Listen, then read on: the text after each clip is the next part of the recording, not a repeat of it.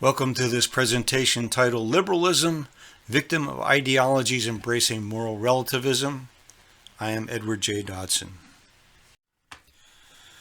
Within the United States, the ideological frame of reference used by politicians and citizens alike to label an individual or a proposal is based on the terms liberal and conservative. Given the long tradition attached to these socio-political labels, we apply them without much conscious thought. Yet many of us who might willingly describe ourselves with one of these two labels are ourselves unsure of what we have in common with others who do likewise. In a very general way, being a liberal is thought to suggest approval of government intervention to assure that all citizens enjoy the opportunity for a decent human existence and the protection of our common civil rights. Disagreement exists, however, over what constitutes a decent human existence and what are the rights requiring protection. A liberal is also thought to embrace the cause of equality of opportunity, or to a greater or lesser degree, equality of result, where the distribution of personal wealth and income are concerned. A conservative, on the other hand, is thought to embrace a far narrower interpretation of the role of government, particularly the federal government's responsibilities in the protection of civil liberties or pursuit of equality objectives, assigning these issues to the prerogative of the states. In point of fact, these seemingly clear distinctions tell us very little about the effect of laws enacted and policies adopted. The will of the majority may or may not be reflected, and the rights and interests of the minority may or may not be secured.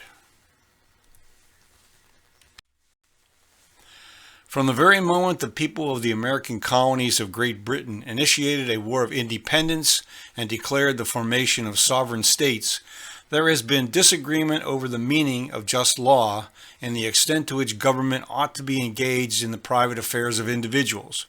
Except for those individuals whose writings, statements, or actions adhere to a rigid ideology, there has always been considerable crossover by so-called liberals and conservatives on many policy issues at all levels of government.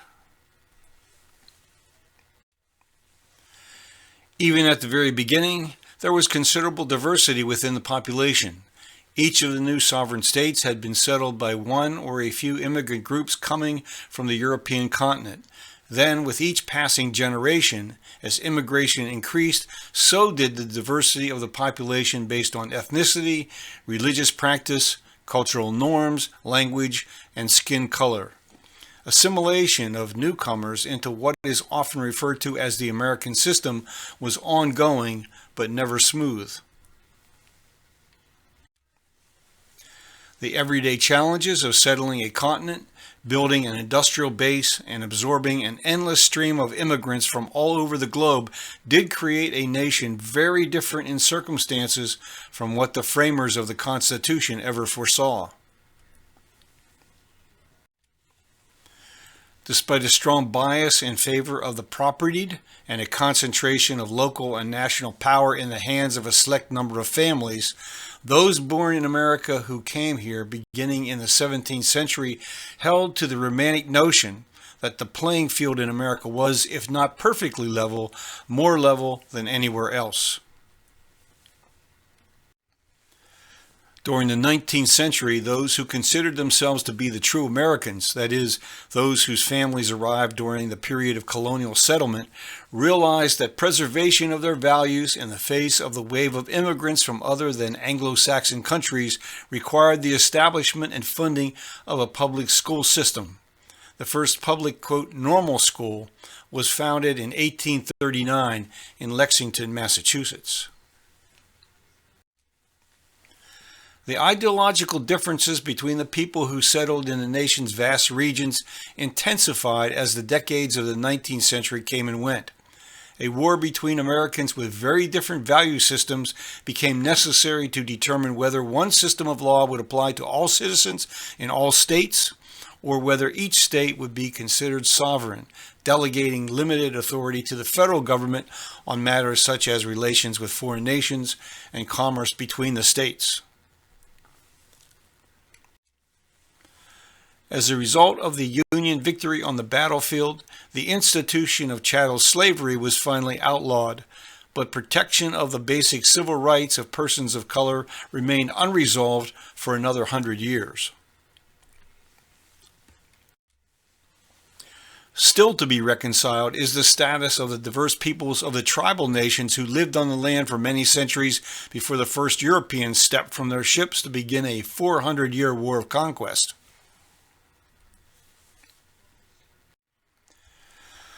Not until the late 19th century did the American economic system come under direct attack by reformers and agitators championing causes similar to those the Old World hierarchy faced much earlier. The reform movement was initiated in the United States by a diverse coalition of labor organizers, social scientists, professional managers, and educators under the progressive banner. In the 20th century, an enlarged coalition that included enlightened industrialists and public officials forged what came to be referred to as liberalism. Those who embraced this path believed that progress could be incrementally achieved.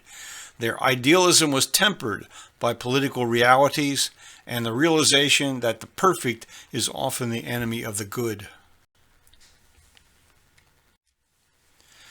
Throughout most of the 19th century, the accepted role of government was to facilitate private interests. This was the age of unbridled individualism, and in its later stage of monopoly capitalism. In the last 2 decades of that century, a growing number of thoughtful individuals began to take stock of the system's shortcomings and consequences. They united against the excesses that had despoiled the public domain and created a large and growing underclass of propertyless farm and industrial workers. Here are just a few of those who played key roles in bringing about important reforms.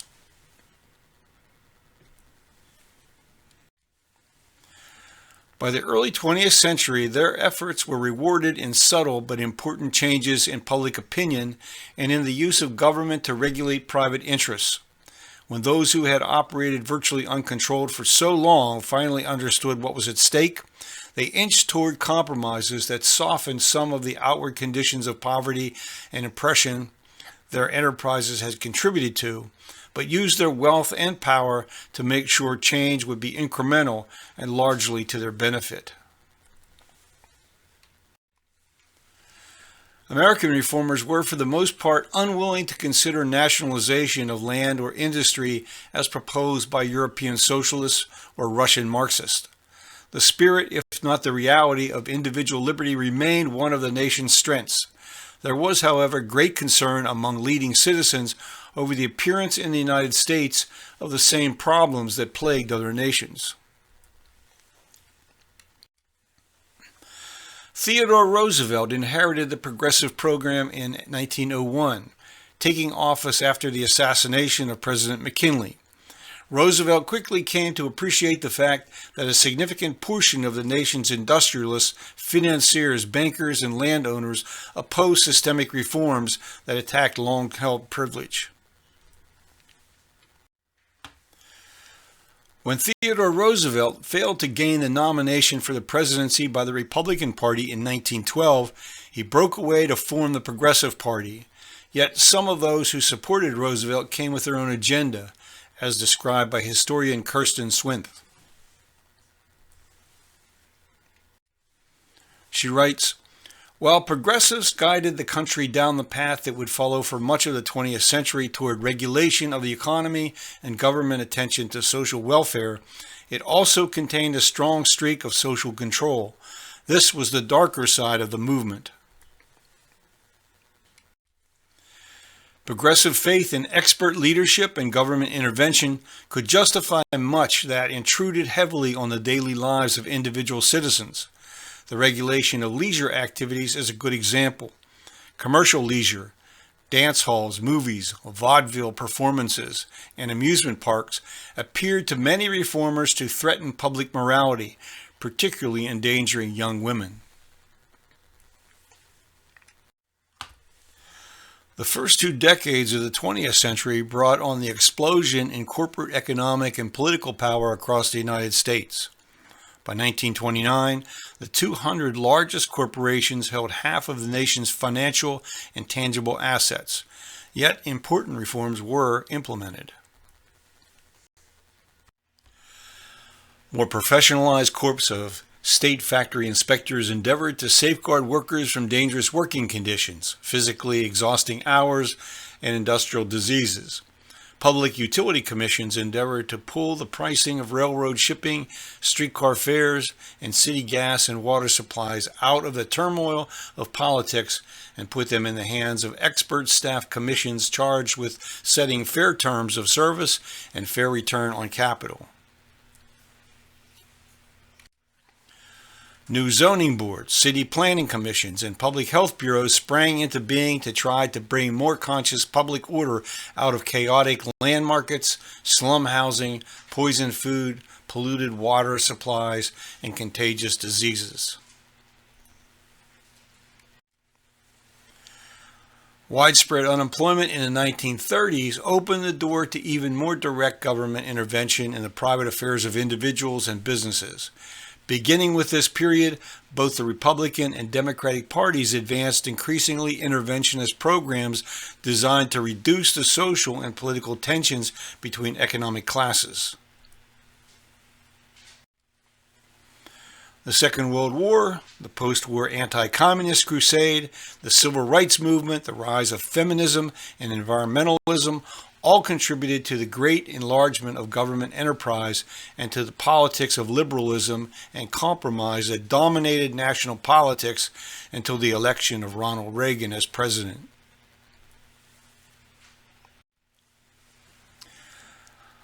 I have developed this chart to show how liberalism functions on the basis of compromise and a blend of policy choices in 6 key areas. These are detailed here, showing that liberalism itself is not a socio-political philosophy, but crosses the boundaries between cooperative individualism and state socialism on the left, and cooperative individualism and communitarian socialism on the right. When liberalism governs the adoption of law and public policy, full equality of opportunity cannot be realized. The securing of liberty is in fact prevented under liberalism by the degree to which privilege, that is, sanctioned inequality, dominates socio-political arrangements. Conversely, policies adopted in the direction of maximizing individual liberty, natural distribution, market, that is, non-coercive win-win economic relationships, ethical constraints on behavior, decentralized authority, and maximum citizen participation in government will pull a society toward cooperative individualism and just relations. However, this does not lessen the need for public protections against what John Locke termed license, that is, behaviors that infringe on the liberty of others. The chart also identifies the 5 important theoretical forms of socio-political systems.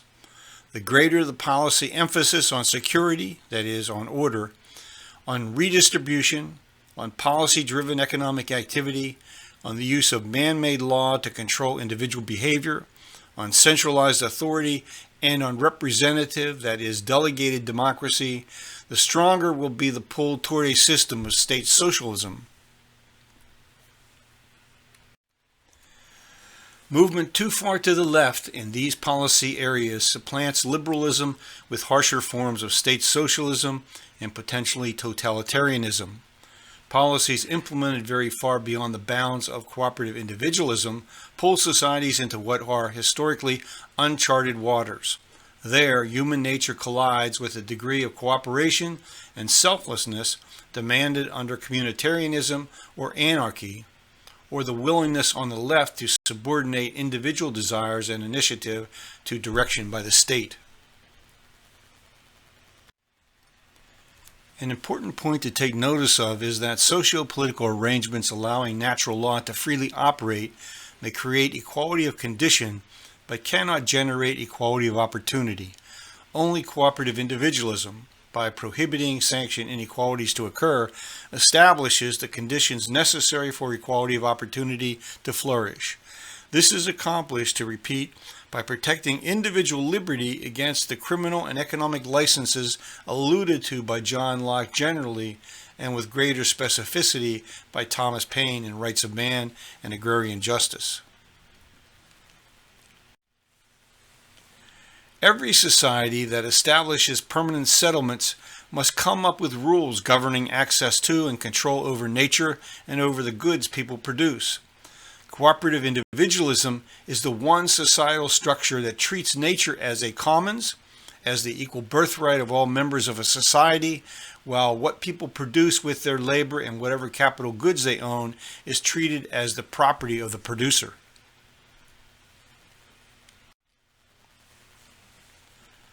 Under cooperative individualism, individuals bid for access to and control over, but not ownership of nature. This includes parcels of land in a town or city, large tracts of land containing valuable natural resources, and a long list of other natural assets having an inelastic supply. Here are just two examples: frequencies on the broadcast spectrum and the takeoff and landing slots at airports. Here is what we learn from the study of political economy that helps to support the principles involved. Our labor applied to land, that is to nature, produces wealth. Logically, what is produced belongs to the producer. However, the laws in every society going back to ancient civilizations have allowed some, almost always a small minority, to control most of the land and charge the landless for access. This legal privilege sanctions a redistribution of wealth from producers to non-producing rentier interests. David Ricardo was one of the first political economists to work out just how much in ground rent the landowner could take in and still leave a subsistence living for the tenants who worked the land. Henry George, later in the 19th century, extended Ricardo's analysis to all land, including parcels of land in towns and cities served by highly valuable public goods and services. It was Henry George who put forward the basis for laws that would, consistent with the principles of cooperative individualism, protect the liberty of individuals. He argued that the private appropriation of rent to be an unjust form of privilege, a taking from the commons, and a denial of the equal birthright of all persons. Thus, just relations between individuals requires that the rent of land be publicly collected and that any income earned producing goods and services not be subject to confiscation via taxation.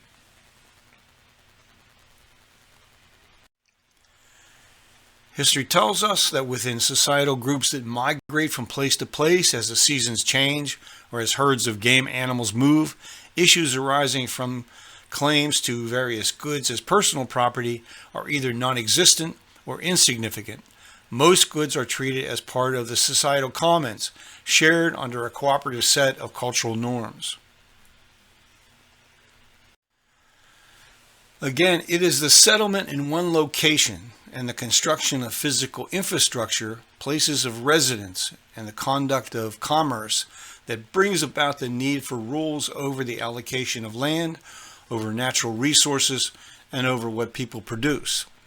Only cooperative individualism satisfies the moral requirements that the commons be protected from private monopolization and individual production be protected from either private or public confiscation.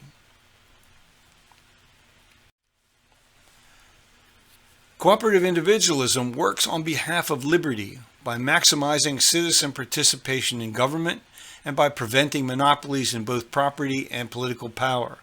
As a result, much of the societal conflict associated with other socio-political systems is mitigated by the high level of cooperation generated when individual initiative is rewarded in direct proportion to the effort expended.